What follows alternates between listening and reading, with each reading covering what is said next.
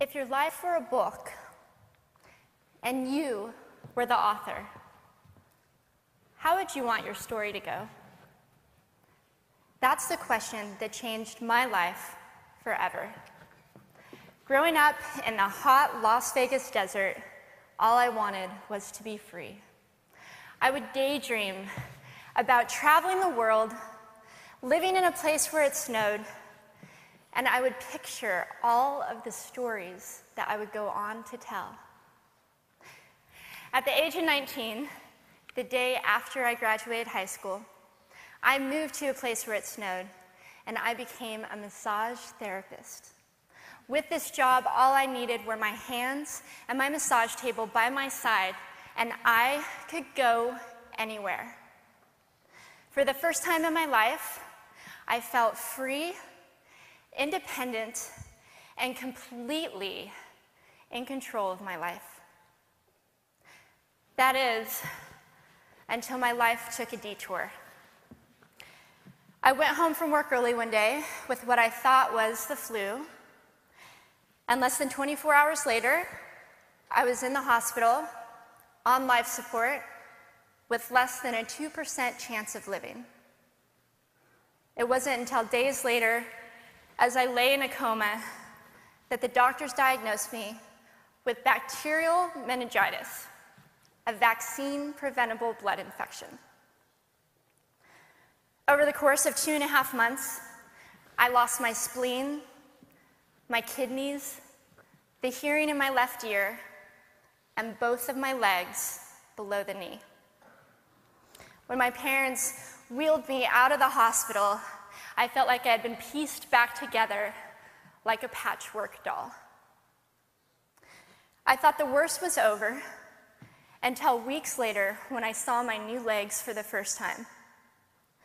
The calves were bulky blocks of metal with pipes bolted together for the ankles, and a yellow rubber foot with the raised rubber line from the toe to the ankle to look like a vein.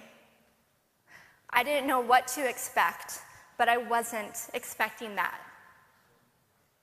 With my mom by my side and tears streaming down our faces, I strapped on these chunky legs and I stood up.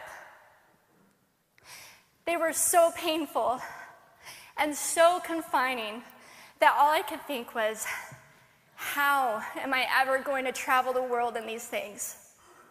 How was I ever going to live the life full of adventure and stories as I always wanted? And how was I going to snowboard again? That day, I went home, I crawled into bed, and this is what my life looked like for the next few months. Me passed out, escaping from reality, with my legs resting by my side. I was absolutely, physically, and emotionally broken. But I knew that in order to move forward, I had to let go of the old Amy and learn to embrace the new Amy. And that is when it dawned on me that I didn't have to be 5'5" anymore. I could be as tall as I wanted.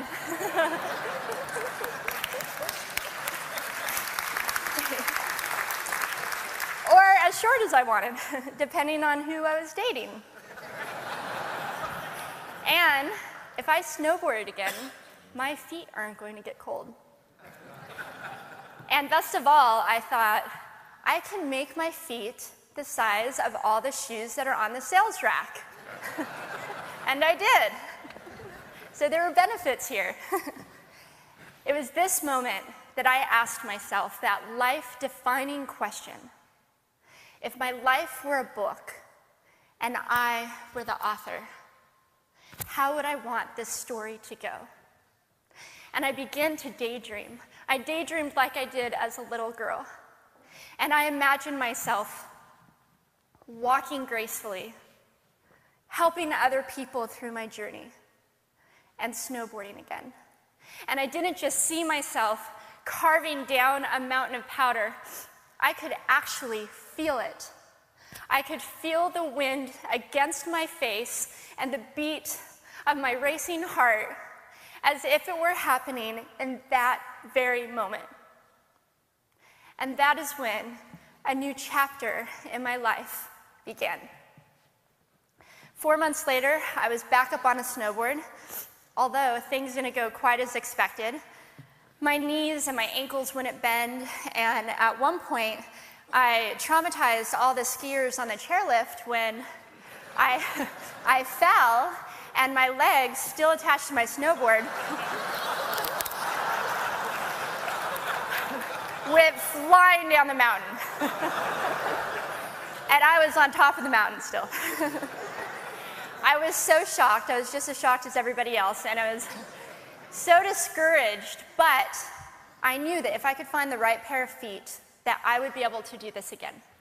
And this is when I learned that our borders and our obstacles can only do two things.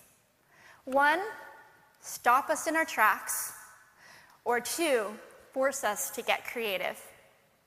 I did a year of research, still couldn't figure out what kind of legs to use, couldn't find any resources that could help me. So I decided to make a pair myself. My leg maker and I put random parts together, and we made a pair of feet that I could snowboard in. As you can see, rusted bolts, rubber, wood, and neon pink duct tape. And yes, I can change my toenail polish. It was these legs and the best 21st birthday gift I could ever receive, a new kidney from my dad, that allowed me to follow my dreams again. I started snowboarding, then I went back to work, then I went back to school, then in 2005 I co-founded a nonprofit organization for youth and young adults with physical disabilities so they could get involved with action sports. From there, I had the opportunity to go to South Africa, where I helped to put shoes on thousands of children's feet so they could attend school. And just this past February, I won 2 back-to-back World Cup gold medals.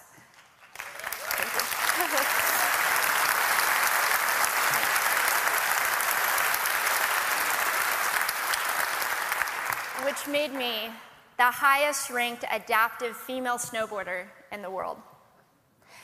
11 years ago, when I lost my legs, I had no idea what to expect. But if you asked me today if I would ever want to change my situation, I would have to say no.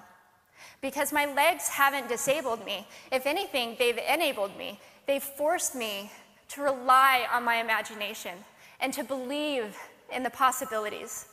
And that's why I believe that our imaginations can be used as tools for breaking through borders. Because in our minds, we can do anything, and we can be anything. It's believing in those dreams and facing our fears head on that allows us to live our lives beyond our limits. And although today is about innovation without borders, I have to say that in my life, innovation has only been possible because of my borders. I've learned that borders are where the actual ends, but also where the imagination and the story begins. So the thought that I would like to challenge you with today is that maybe instead of looking at our challenges and our limitations as something negative or bad, we can begin to look at them as blessings. Magnificent gifts that can be used to ignite our imaginations and help us go further than we ever knew we could go. It's not about breaking down borders. It's about pushing off of them and seeing what amazing places they might bring us. Thank you.